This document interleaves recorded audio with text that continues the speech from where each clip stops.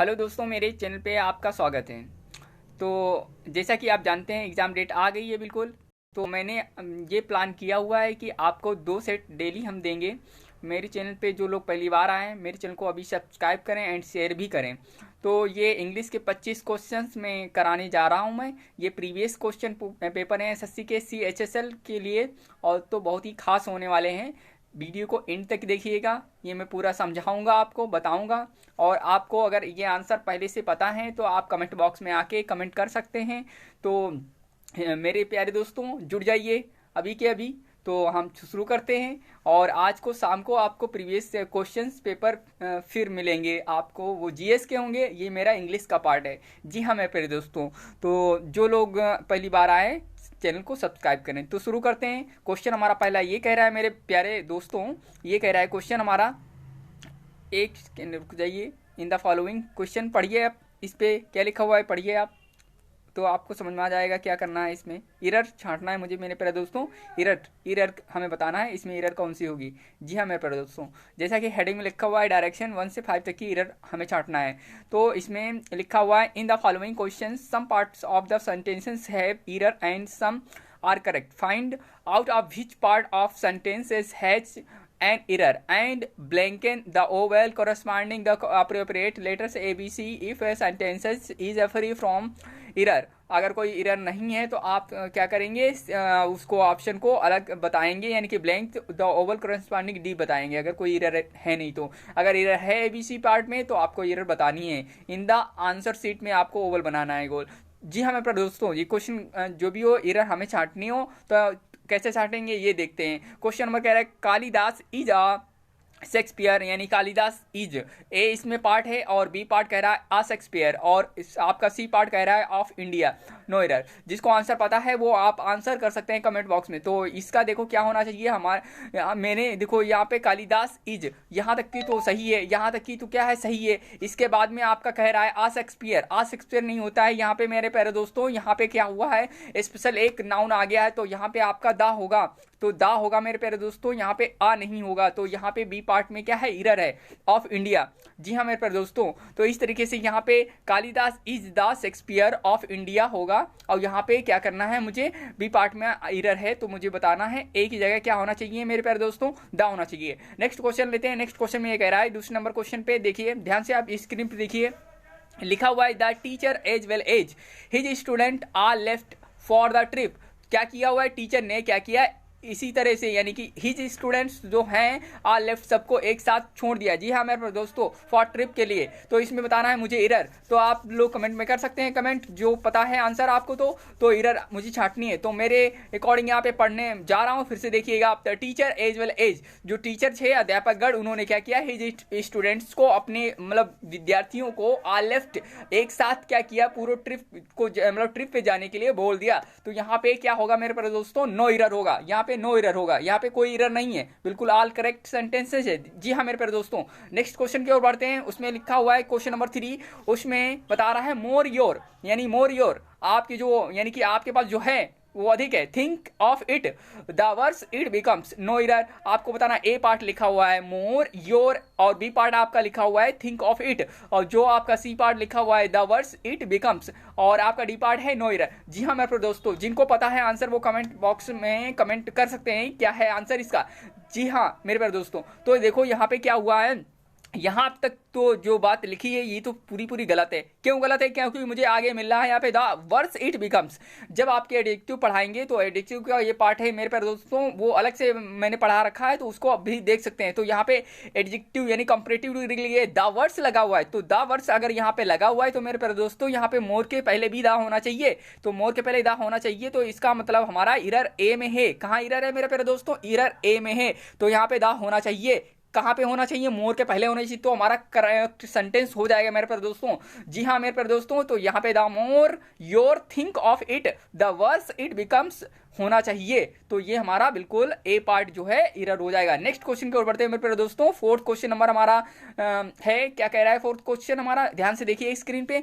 Hasan pledge, यानी Hasan pledge, Hasan खेलता है both cricket and billiards at the national level. तो जो वो यानी कि हसन प्लेज खेलता है क्रिकेट, वो क्या करता है, दोनों खेलता है, क्रिकेट भी खेलता है और बिलियर्ड्स भी खेलता है at the national level, national level पर खेलता है। और डी आपका पार्ट जो है नो एरर। तो पहला पार्ट ये है आपका हसन प्लेज और दूसरा सी पार्ट आपका यानी कि वहां पे क्या होना चाहिए, बी पार्ट में क्या होना चाहिए, बोथ क्रिकेट एंड बिलियर्ड्स। तो और सी पार्ट में क्या है, एट द नेशनल लेवल। तो यहाँ पे आपको एरर बतानी है। जी मेरे प्यारे दोस्तों, जिनको पता है वो कमेंट में कमेंट कर सकते हैं। तो यहाँ पे देखिए एरर मुझे छांटनी, तो दिमाग लगाना है कैसे छांटनी है मुझे एरर। हसन प्लेस यहाँ तक कि तो सही है कि मतलब कह रहा है कि हसन खेलता है, यानी कि बोथ क्या खेलते हैं, दोनों खेलते हैं, क्रिकेट एंड बिलियर्ड्स। यहाँ पे भी मिल गया जब आपका यानी कि बोथ दिया हुआ है और क्रिकेट यानी कि क्रिकेट भी खेला है एंड बिलियर्ड्स खेला है। तो यहाँ पे क्या है, यहाँ पे भी सही है मेरे अकॉर्डिंग। यहाँ पे ये सही है कि बिलियर्ड्स ही होगा, क्योंकि यहाँ पे एक है, यहाँ पे एक और है, यहाँ पे दो हो गए, तो यहाँ पे बिलियर्ड्स होगा। जब एंड जुड़ा होता है, दो चीजों की बात की जाती है, बोथ का नाम आया, तो यहाँ पे सेकंड वाला जो है प्लूरल्स होता है, तो प्लूरल्स में इसे काउंट किया गया है। जी हम दोस्तों, तो अगला है एट द नेशनल लेवल पे खेलता है, यानी राष्ट्रीय स्तर पे खेलता है। तो इसमें नो एरर हो जाएगा मेरे पर दोस्तों, नो एरर, डी ऑप्शन हो जाएगा सही। अगली क्वेश्चन की ओर बढ़ते हैं, क्वेश्चन नंबर 5 की ओर। My father gave me a pair binocular, यानी कि बी पार्ट हमारा है अ पेयर ऑफ बाइनोकुलर, और आपका सी पार्ट है ऑन माई बर्थडे, और आपका डी पार्ट है, यानी कि डी पार्ट है आपका नो एरर। जी हाँ मेरे दोस्तों, तो इसमें आपको बताना है एरर, एरर कौन सा है। मैं आपको 30 सेकंड का समय देता हूं, आप बताइए कमेंट सेक्शन में आके कि आपका एरर कौन सा है। जी हाँ मेरे दोस्तों, तो आपको 30 सेकंड दिए जाते हैं। जी हाँ मेरे दोस्तों, आई होप आपने आंसर निकाल लिया होगा। तो इसमें आंसर क्या होना चाहिए, माई फादर, मेरे पिताजी ने क्या किया हुआ है, गेम में मुझे दिया हुआ है। तो क्या दिया हुआ है, ऑन बर्थडे, मतलब मेरे बर्थडे पार्टी पे दिया गया है। जो दिया गया है वो क्या है, यानी कि जब यहाँ पे पेयर की बात आ जाए मेरे प्यारे दोस्तों, तो पेयर की बात जब आती है तो हम क्या करते हैं, बाइनोकुलर्स नहीं, यहाँ पे बाइनोकुलर नहीं, बाइनोकुलर्स होगा। यहाँ पे हम एस की एरर है। जी हाँ मेरे दोस्तों, यहाँ पे जी पार्ट जो है गलत है आपका। तो यहाँ पे क्या होना चाहिए, यस होना चाहिए। बाइनो ये पेयर जो होते हैं आपके यानी कि प्लूरल्स में काउंट किए जाते हैं। तो यहाँ पे बाइनोकुलर सिंगल नहीं होगा, केवल यहाँ पे यस जुड़ जाएगा, तो आपका बाइनोकुलर्स हो जाएगा। जी हाँ मेरे दोस्तों, आपकी बी पार्ट में एरर है। किसमें, बी पार्ट में एरर है। अगली क्वेश्चन की ओर बढ़ते हैं। क्वेश्चन नंबर हमारा जो 6 से लेकर 10 तक की बताना है, डायरेक्शन दिया गया है मेरे दोस्तों। एसएससी का बिल्कुल पेपर है आपका प्रीवियस का, आप सही से कर रहे हैं।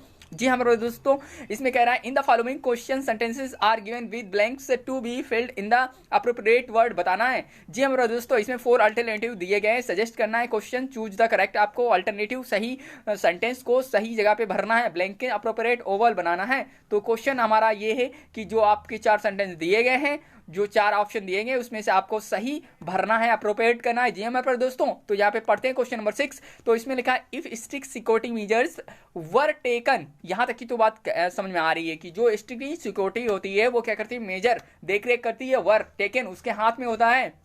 तो अगला यानी कि कह रहा है कॉमा के बाद में the tragedy might have been, जब वहां पे कोई ट्रेजेडी होती है तो मतलब ऐसी कोई चीजें घटती हैं घटना, तो उनको क्या करना चाहिए, तो उनको क्या करना चाहिए वहां पे रिमूव्ड, रिमूव्ड का मतलब हटा देना चाहिए, रेस्ट्रेंट का मतलब वहां पे आपको प्रतिबंधित कर देना चाहिए उतना, और कंट्रोल का मतलब है मतलब कंट्रोल, उसको रोकना चाहिए। अवर्टेड का मतलब होता है कि जो चीजें वे फालतू की हैं उन पे ध्यान नहीं देना है सिक्योरिटी को। तो जो मेरे अकॉर्डिंग आंसर होगा मेरे प्यारे दोस्तों, तो यहाँ पे अवर्टेड हो जाएगा, मतलब जो चीजें नुकसान, जैसे एटीएम में कोई सिक्योरिटी गार्ड रखा गया है मेरे प्यारे दोस्तों, तो वो क्या करता है, लोगों को रिमूव करता है, नहीं ना, हटाता नहीं है। फिर क्या करता है, रिस्ट्रेंड मतलब उनको क्या कहता है, प्रतिबंधित कर देता है, मना कर देता नहीं। कंट्रोल का मतलब रोकता है, नहीं। अवॉइडेड मतलब वहां पे जो आते जाते लोग फालतू के हैं उनको रोकता है, जो लोग वहां पे यूजलेस हैं, वो जो काम नहीं कर पाते हैं उनको अवॉइडेड किया जाता है, मतलब जो चीजें नुकसानदेह हैं उनके लिए क्या सिक्योरिटी गार्ड रखा जाता है। जी हाँ पर दोस्तों, यहाँ पे अवॉइडेड होगा। नेक्स्ट क्वेश्चन की ओर बढ़ते हैं 7th, उसमें लिखा हुआ the Dickies left him 2 young children.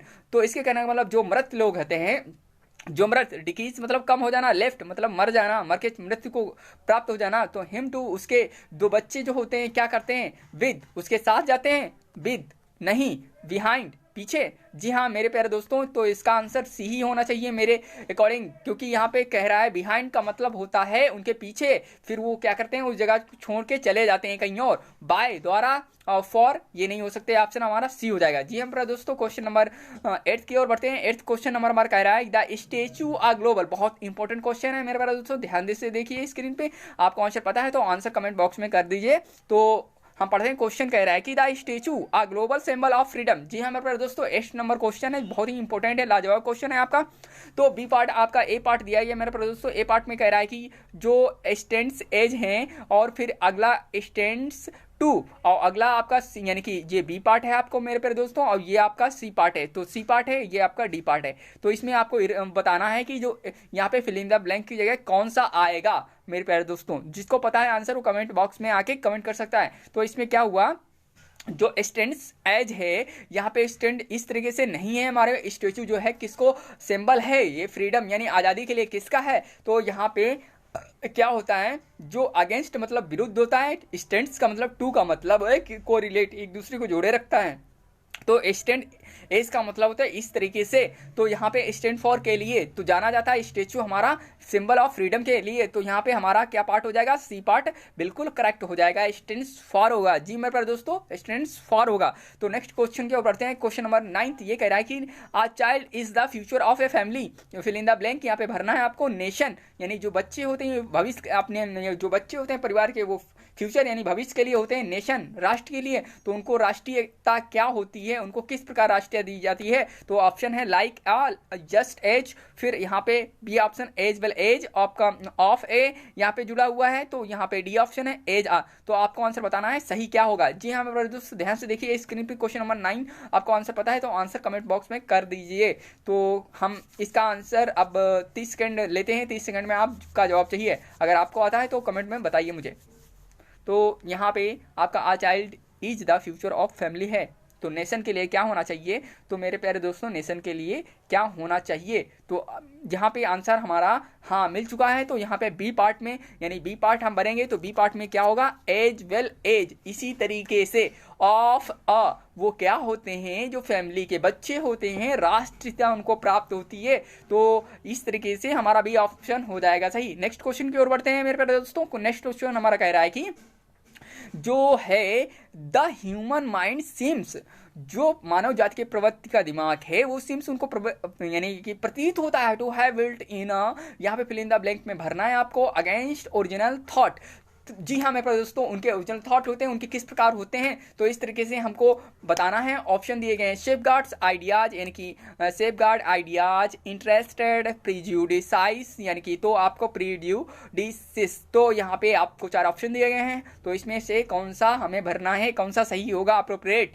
जी हाँ मेरे दोस्तों, तो यहाँ पे सेफ गार्ड का मतलब होता है ध्यान देना, उनको सुरक्षित रखना। आइडिया का मतलब होता है विचार। इंटरेस्टेड का मतलब है आपको रुचि कितनी है। प्रिजुडिसाइज का मतलब होता है जो चीज़ें हैं आप उन पर विचार किस तरह से करते हैं। जी हाँ मेरे प्यारे दोस्तों, तो यहाँ पे आपका जो आंसर हो जाएगा डी हो जाएगा। जी प्यारे दोस्तों अगले क्वेश्चन की ओर बढ़ते हैं। क्वेश्चन नंबर 11 से, तो यहाँ पे in the following questions out of the 4 alternative दिए गए हैं, चूज करना है one of which best expression है the meaning of the given word and mark in the answer sheet में करना है। जी हाँ मेरे दोस्तों, अल्टरनेटिव का मतलब होता है कि उसी के जैसा एक दूसरा भी होना चाहिए। इसका मतलब है सिनोनिम वर्ड बताना है मेरे प्यारे दोस्तों। क्या बताना है, सिनोनिम वर्ड बताना है। तो मुझे सिनोनिम वर्ड को और बढ़ते हैं। तो यहाँ पे लिखा हुआ 11th जो बताया गया इसको सिनोनिम बताना है मेरे प्यारे दोस्तों। लिखा हुआ टेमेरिटी, तो टेमेरिटी का मतलब होता है जो चीजें हैं उनको क्या कर देना है, जो चीजें यानी हैं। टेमेरिटी का मतलब होता है मेरे प्यारे दोस्तों उदंड या बेढंगा, बिल्कुल ही इस टाइप का जो उदंडता की तरह रहता है। तो यहाँ पे पासोटी का मतलब होता है कमी, आउडोसिटी का मतलब होता है उदंडता।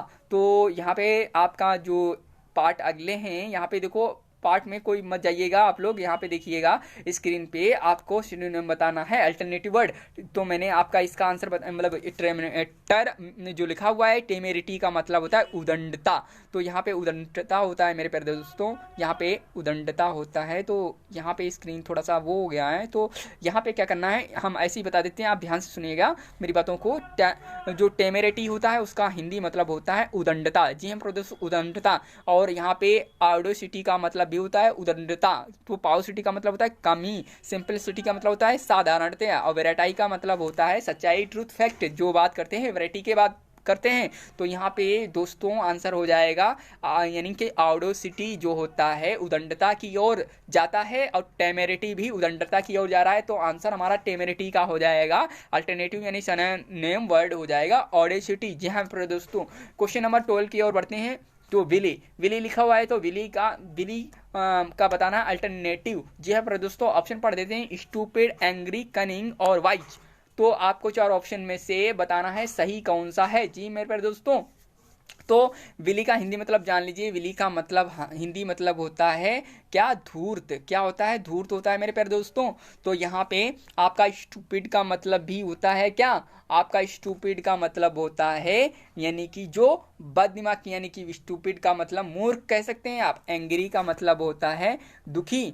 तो यहाँ पे वाइज का मतलब बुद्धिमान होता है। तो मेरे प्यारे दोस्तों क्या होना चाहिए ऑप्शन में हमारा, कनिंग का मतलब होता है धूर्त, बहुत ही निकम्मा टाइप का। तो जो विली है उसका हमारा हो जाएगा क्या, ऑप्शन हमारा बी हो जाएगा। यानी कि जो ए है ये बी है मेरे प्यारे दोस्तों, ये सी ऑप्शन है, ये डी ऑप्शन है। तो आपका सी ऑप्शन यानी कनिंग हो जाएगा मेरे प्यारे दोस्तों। विली का मतलब होता है धूर्त, कनिंग का मतलब भी होता है क्या, धूर्त होता है मेरे प्यारे दोस्तों। तो ऑप्शन हमारा क्या हो जाएगा, सी हो जाएगा। क्वेश्चन नंबर हम अगली की ओर बढ़ते हैं। इसमें लिखा हुआ है, पढ़ लीजिए पहले डायरेक्शन क्या है। लिखा in the following suggestion choose the words, opposite word बताने हैं मुझे प्यारे दोस्तों, meaning to the given word and mark in the answer sheet. जी हाँ मेरे दोस्तों, सिनोनिम का आपके 3 वर्ड आएंगे या 2 वर्ड आएंगे, तो उसमें से 2 नंबर मतलब 2 क्वेश्चन आएंगे 4 नंबर के, और आपके 2 अपोजिट वर्ड आएंगे 4 नंबर के। तो 8 नंबर यहाँ से आपको तैयार करना है मेरे प्यारे दोस्तों। तो आपका जो 25 क्वेश्चन आएंगे इंग्लिश के, मैं पूरा गारंटी वादा करता हूँ। तो 25 में 50 यानी 25 क्वेश्चन होंगे 50 नंबर के। तो आपको यहाँ पे क्या करना है, 23 का स्कोर मानकर चलना है मेरे प्यारे दोस्तों। इसी को लेकर आप डेली मेरे जो प्रीवियस सेट पेपर में सॉल्व करवाऊँ उन पे ध्यान दीजिएगा। तो यहीं से क्वेश्चन बनेंगे मेरे प्यारे दोस्तों। आगे बढ़ते हैं क्वेश्चन की ओर। तो क्वेश्चन कह रहा है अगला 13 रिलिंक्विश, यानी कि लिखा हुआ है रिलिंक्विश। तो इसका मतलब हिंदी पहले मतलब जान लीजिए। रिलिंक्विश तो मतलब होता है मेरे प्यारे दोस्तों छोड़ देना। अगर आप कोई चीज़ करते हैं कंटिन्यू, तो उन चीज़ों को क्या करना है, छोड़ देना है। जी हाँ मेरे प्यारे दोस्तों, अब वेनिस का मतलब जान लेते हैं। वेनिस का मतलब होता है गायब हो जाना पूरी तरीके से, ऐसा मतलब ऐसी चीज़ें जो गायब हो जाए पूरी तरीके से। और क्विंच का मतलब होता है, क्विंच का मतलब होता है प्यास बुझाना। जी हाँ मेरे प्यारे दोस्तों, प्यास बुझाना वो किसी चीज़ की भी हो सकती है प्यास। जी हाँ मेरे प्यारे दोस्तों, प्यास किसी चीज़ की भी हो सकती है। अगला है कंटिन्यू का मतलब होता है जारी रहना, लगातार। रेलिस का मतलब होता है मेरे प्यारे दोस्तों, रेलिस का मतलब आपका होता है इंजॉयमेंट। आप अगर एक चीज़ है आपके पास, कोई भी चीज़, उस पर आप इंजॉय करते हैं तो आप बहुत आनंदित होते हैं। जी हाँ मेरे प्यारे दोस्तों, इस तरीके से आप रेलिस का मतलब होता है एक चीज़ को लेकर आप इंजॉयमेंट करते हैं। वेनिस का मतलब होता है आपका गायब हो जाना, और क्विंच का मतलब होता है प्यास बुझाना, और कंटिन्यू का मतलब होता है जारी। तो हमें जो क्या करना है, अपोजिट वर्ड छांटना है। अगर आपको आ रहा है तो कमेंट सेक्शन में आके कमेंट से मुझे बता सकते हैं। तो यहाँ पे क्या हो जाएगा हमारे प्यारे दोस्तों, जब इसका अपोजिट बताना है, इसका मतलब रिलिंक्विश मतलब छोड़ देना होता है, तो यहाँ पे छोड़ देने का सही कंटिन्यू हो जाएगा। तो मेरे प्यारे दोस्तों यहाँ पे आंसर हमारा क्या होगा, डी होगा। नेक्स्ट क्वेश्चन की ओर बढ़ते हैं। क्वेश्चन नंबर 14 हमारा ये कह रहा है कि जो इंस्पिड है, इंस्पिड का मतलब हिंदी होता है बेस्वाद, बेटेस्टी, जिसमें कोई स्वाद ना हो, उसका टेस्ट ना हो, तो उसको हम कहते हैं इंस्पिड। ऑप्शन है आपका कलरलेस, डल, यानी कि कलरलेस, डल, कलरफुल, टेस्टी। तो इसमें आंसर क्या हो जाएगा मेरे प्यारे दोस्तों। तो बहुत आसान सा है, अपोजिट वर्ड इसको बताना है। तो आप बताइए ध्यान से इसको क्या होना चाहिए। तो इसमें होगा मेरे प्यारे दोस्तों टेस्टी। कलरलेस का मतलब होता है उसमें कोई रंग नहीं, रंगहीन होता है। डल का मतलब भद्दा होता है। कलरफुल का मतलब बिल्कुल रंगीन होता है। टेस्टी का मतलब होता है स्वादिष्ट, यानी कि टेस्टी। तो मेरे प्यारे दोस्तों इंस्पिड का मतलब होता है जो टेस्ट जिसमें ना हो, वे स्वाद, और टेस्टी का मतलब होता है उसमें टेस्ट भरा पड़ा हो, तो टेस्टी हमारा आंसर हो जाएगा। नेक्स्ट क्वेश्चन की ओर बढ़ते हैं। नेक्स्ट क्वेश्चन हमारा ये कह रहा है मेरे प्यारे दोस्तों, पहले पढ़ लेते हैं क्या लिखा हुआ है, पढ़िए ध्यान से। इसमें लिखा है हमारा क्वेश्चन ये कह रहा है कि मेरे प्यारे दोस्तों, इन द फॉलोइंग क्वेश्चन 4 वर्ड्स, जो इन द क्वेश्चन दिया गया उसमें 4 वर्ड दिए गए, given each question of each only word इस करेक्टली मतलब करेक्टली स्पेल्ड। दो इसमें 4 वर्ड दिए गए, इसमें से एक सही है और उसको हमें छांटना है। इसमें से 2 क्वेश्चन आते हैं मेरे पर दोस्तों, तो ये 15 में आपको 4 ऑप्शन दिए गए हैं। ये दिया गया है यानी ए, और फिर आपको ये दिया है बी, और फिर आपको सी दिया गया है, फिर डी बताना है। इसमें से बताना है। ध्यान से देखिए, आपको हम 25 सेकंड दे रहे हैं। 25 सेकंड में आपको आंसर कमेंट बॉक्स में करना है अगर पता है तो। जी हाँ मेरे दोस्तों, ध्यान से स्क्रीन पर देखिए क्या लिखा है, तो इसमें कौन सा हो जाएगा हमारा आंसर। ध्यान से देखिए, बताइए फिर मुझे जवाब। रुका हूँ 20 सेकेंड।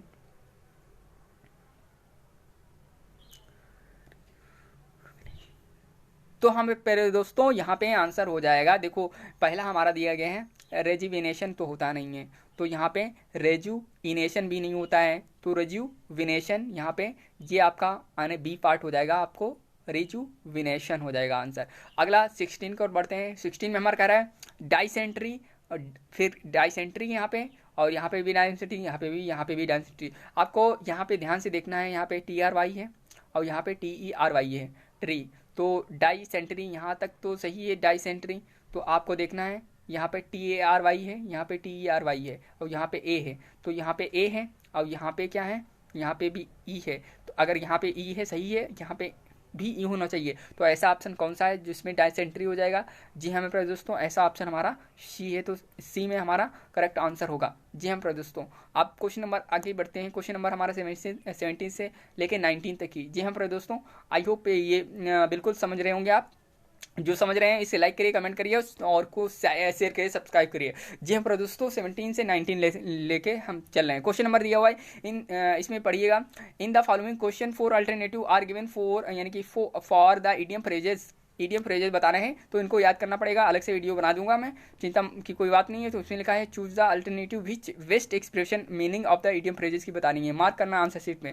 तो टाइम ज़्यादा हो रहा है, तो इस तरीके से मैं स्पीड में थोड़ा पढ़ा रहा हूँ, आप ध्यान दीजिएगा थोड़ा क्वेश्चन की ओर। Mister Roy keeps an open house on S, यानी कि Saturday evening parties you will find all kinds of people. इसका कहने का मतलब है मेरे दोस्तों, इसमें लिखा कीप्स एन ओपन हाउस, जो एक घर होता है उसमें खुले यानी कि आसमान की तरह, तो उसमें क्या होता है, जो लोग यहाँ पे आपको ऑप्शन दिए गए हैं, वेलकम्स यानी कि ए ऑप्शन दिया है welcomes all members, welcomes are select group नहीं होता है। फिर ए ऑप्शन को देखो, ए ऑप्शन ही मेरी तरह से बिल्कुल करेक्ट है। यहाँ पे वेलकम जो आंसर होगा, वेलकम्स ऑल मेंबर्स, वहाँ पे जितने घर में लोग होते हैं वो क्या करते हैं, सभी लोग वेलकम्स करते हैं अगर कोई व्यक्ति आता है घर में तो। जी हाँ पर दोस्तों, और यहाँ पे कीप्स द डोर, यहाँ पे कोई स्पेशल नहीं, यहाँ पे भी कोई keeps the gates open up for few person, यहाँ पे कोई स्पेशल नहीं, तो हमारा आंसर क्या हो जाएगा, ए ऑप्शन हो जाएगा। क्वेश्चन नंबर आगे बढ़ते हैं मेरे प्यारे दोस्तों। क्वेश्चन नंबर 18 के, और उसमें लिखा हुआ है द पुलिस, यानी कि द पुलिस, और फिर आगे लिखा है coordinate of the area after the explosion. जहाँ पे एक्सप्लोजन होता है, यानी कि क्या होता है, एक्सप्लोजन होता है, तो वहाँ पे क्या किया जाता है, पुलिस के द्वारा कोऑर्डिनेट ऑफ कर दिया जाता है। तो इस तरीके से इसका आंसर क्या होना चाहिए मेरे पर दोस्तों, तो यहाँ पे जो the police field the whole area, उसके पूरी तरह से रोक दिया जाता है, पूरा होल एरिया तो नहीं कह सकते हैं, द पुलिस आइसोलेट द्वारा किया जाता है, पुलिस द्वारा आइसोलेट किया जाता है, राहत पहुँचाई जाती है। यहाँ पर दोस्तों यहाँ पे बी ऑप्शन होगा, ये ऑप्शन नहीं हो सकता, police check the everyone in the area नहीं हो सकता। फिर आपका the police did not allow anyone leave the area, ऐसा कुछ नहीं होता है, तो हमारा आंसर हो जाएगा बी। अगले क्वेश्चन की ओर बढ़ते हैं। द मैनेजर यानी कि hesitated to assign the job to the answer as he was wet behind the ears, तो यानी कि ये हमें बताना है idiom phrase wet behind the ears. इसका मतलब ये होता है कि जो भीगी तरह से बिहाइंड द ईयर्स हैं उनको मतलब किस तरह से हम लोग लेते हैं, तो इस तरीके से यानी कि हमारा आंसर क्या होना चाहिए, लिखा है ड्रेंच्ड इन द रेन मतलब बारिश की तरह। फिर अन पंचुअल एंड लिथार्जिक, बिल्कुल मतलब लिथार्जिक लेजी टाइप का, आलसी, वेटेड, फिर इनएक्सपीरियंस्ड लेते हैं, यंग जो लोग होते हैं। ठीक है मेरे प्यारे दोस्तों, तो डी ऑप्शन हो जाएगा हमारा प्यारे दोस्तों। तो क्वेश्चन नंबर आगे बढ़ते हैं 20 की ओर। क्वेश्चन नंबर 20 से लेकर 22 तक की हमें कराना है, तो इसमें बताना है मेरे प्यारे दोस्तों सही answer. In the following questions out the 4 alternative choose the one which can be substitute for the given word sentence. तो इसमें हमें बताना है कि जो हमें सेंटेंस दिए गए अल्टरनेटिव चूज, उसमें सब्स्टिट्यूट बताने हैं मेरे प्यारे दोस्तों। ये लिखा हुआ a building in which aircraft are housed, तो जो बिल्डिंग होती है उसमें क्या किया जाता है, जो एयरक्राफ्ट को रखा जाता है तो उसमें मतलब वन वर्ड बताना है। ए बिल्डिंग, ऐसी बिल्डिंग जहाँ पे एयरक्राफ्ट को रखा जाता है। तो डॉकयार्ड, हैंगर, गार्गेज और फिर क्या लिखा है, ग्रेनरी। तो इसके हिंदी मतलब जान लीजिए आप। डॉकयार्ड का मतलब होता है जहाँ पे क्या होता है, जहाज बनाने के स्थान डॉकयार्ड कहलाता है। हैंगर का मतलब जहाँ पे जहाज को रखा जाता है, रखने वाला स्थान। और जो गैराज होते हैं उसमें यानशाला कहते हैं, और जो ग्रेनरी होता है धान्यागार होता है। तो इसमें से कौन सा सही होगा बताइए आप कमेंट बॉक्स में। जी हमारे पास दोस्तों यहाँ पे जो एयरक्राफ्ट हाउस होते हैं उनमें बिल्डिंग के लिए बने होते हैं, बिल्डिंग में बना होते हैं, तो उनको हम कहते हैं हैंगर। यानी कि ऐसे बिल्डिंग जहाँ पे एयरक्राफ्ट को रखा जाता है तो हैंगर कहलाता है। नेक्स्ट क्वेश्चन 21 कह रहा है हमारा क्या, a short story based on your यानी कि पर्सनल एक्सपीरियंस। मतलब ऐसा जो व्यक्ति होता है शॉर्ट स्टोरी अपने बारे में लिख देता है, योर पर्सनल एक्सपीरियंस दे देता है, उसको हम क्या कहते हैं। तो उसको शॉर्ट स्टोरी जो करता है उसको हम कहते हैं एनिक डोट कहते हैं, एनिकडोट कहते हैं। तो एनिकडोट का मतलब होता है मेरे प्यारे दोस्तों उपाख्यान, अपने बारे में थोड़ा शब्दों में ही कह जाना। और फेबल का मतलब जो लिखा हुआ है, ये पैरबल लिखा हुआ है, पैरबल का मतलब दृष्टांत, और फेबल का मतलब होता है आपका कल्पित कहानी, कोई बनावटी नहीं। फिर आपका लिखा हुआ लीजेंड, इसका मतलब किंवदंती। तो आपका आंसर यही हो जाएगा, उपाख्यान देता है एनिकडोट। अगला क्वेश्चन है 22, उसमें लिखा a former student of school, college और यूनिवर्सिटी। जो मतलब फॉर्मर बच्चे, मतलब फॉर्मर के मतलब किसान के बच्चे होते हैं, वो क्या करते हैं, स्कूल में तो पढ़ते हैं, कॉलेज और यूनिवर्सिटी में तो क्या वो हो जाते हैं। तो आप इसमें आंसर दिया गया स्कॉलर। स्कॉलर का मतलब होता है विद्वान, और एलुमनस का मतलब होता है भूतपूर्व छात्र, जो पहले से छात्र हैं। लर्नर का मतलब सीखने वाला या सिखाने वाला। लर्नर का मतलब सीखने वाला, सिखाने वाला। तो जेन्युस का मतलब होता है वो प्रतिभाशाली व्यक्ति होते हैं, प्रतिभा वाले। तो यहाँ पे आंसर हो जाए, न तो वो विद्वान हो सकते हैं, न प्रतिभाशाली हो सकते हैं, वो सिखाने वाले भी नहीं हो सकते हैं। तो अलुमनस यानी कि जो भूतपूर्व छात्र हैं उनकी ओर से क्या करते हैं, वो सीखते रहते हैं। जी हाँ प्यारे दोस्तों, अगले क्वेश्चन के ऊपर बढ़ते हैं। क्वेश्चन नंबर हमारा ये कह रहा है 23, 24। इसमें देखो आपको ये जो डायरेक्शन दिया है आपको पढ़ना है, बस मैं क्वेश्चन की ओर बढ़ता हूँ। इसमें लिखा है सी इज क्विट वेल नाउ, यानी कि एक्सेप्ट आ स्लाइट कोल्ड। इसका मतलब होता है जो थोड़ी बहुत ठंड होती है उसको छोड़कर भागना क्या करता है, भागा नहीं जाता है। तो एक्सेप्ट यानी कि एक्सेप्ट आ स्लाइटली कोल्ड। तो यहाँ पे आंसर हो जाएगा मेरे प्यारे दोस्तों, यहाँ पे except have a slightly cold नहीं, यहाँ पे एक्सेप्टिंग ए स्लाइटली कोल्ड नहीं, excepting for a slightly cold नहीं। तो नो इंप्रूवमेंट हो जाएगा, यहाँ पे कोई इंप्रूवमेंट नहीं करना चाहिए। सी इज क्विट वेल मतलब थोड़ी ठंड छोड़कर क्या करते हैं, लोग चले जाते हैं। तो इस तरीके से हमारा आंसर हमारा नो इंप्रूवमेंट होगा इसमें। अगले क्वेश्चन नंबर 24 की ओर बढ़ते हैं। क्वेश्चन नंबर 24 हमारा ये कह रहा है कि the commoner joined the king's armies at crust यानी क्रसिंग एट द रेबल। तो यहाँ पे आपका यानी कि कॉमनर्स ज्वाइन द किंग्स, यानी जो आम जनता लोग होते हैं वो क्या करते हैं, किंग्स आर्मी के लिए उनको दबाने के लिए रेबल विद्रोह मचा देते हैं। तो किस तरह से मचाते हैं, तो उनको क्या करते हैं। तो हमें 24 का आंसर बताने में पर दोस्तों 24 मतलब उसमें घुसपैठ हो जाती है, घुसपैठ हो जाती है। तो इनटू का यूज करते हैं हम लोग, इनटू का यूज करते हैं। ऑप्शन नंबर ए सही हो जाएगा मेरे पर दोस्तों। अगले क्वेश्चन की ओर बढ़ते हैं। क्वेश्चन नंबर हमारा 25, लास्ट क्वेश्चन है हमारा आज का। तो इसमें कह रहा है कि the find the correct spelt हमें बतानी है। तो इसमें पहला है नॉलेज, तो सही KNOWLEDGE बिल्कुल सही स्पेलिंग यही वाली है। और आगे क्या लिखा हुआ है KNOW यानी कि नॉलेज, ये भी आपकी सही स्पेलिंग है, ये भी दोनों सही हैं आपकी। और फिर आपको नॉलेज यहाँ पे ई नहीं है, ये वाला गलत है। फिर आपको नॉलेज यहाँ पे W गायब है। तो आपके ये ऑप्शन है, ये ऑप्शन नहीं, यहाँ पे 2 ऑप्शन हो गए हैं। तो आपको बोथ ऑप्शन क्या हो जाएंगे, सही हो जाएंगे बोथ। ठीक है मेरे प्यारे दोस्तों, आज का सेशन यहीं पे समाप्त करते हैं। जो लोग मेरे से जुड़े हैं और मेरे चैनल को सब्सक्राइब किए हैं वो 3 लोगों को और शेयर करें, ताकि अपना ग्रुप और बड़ा हो, तो फिर अच्छे से प्रीवियस सेट पेपर हम कर सकें। आपके डिमांड पे जो भी आप कहेंगे वो हम लाएंगे बिल्कुल बेहतरीन ढंग से। हम चाहते हैं SSC पार इस बार हो जाना चाहिए। जी हाँ मेरे दोस्तों, फिर मिलते हैं अगले वीडियोज़ में। आज के लिए बस इतना ही। Thank you, bye bye, take care.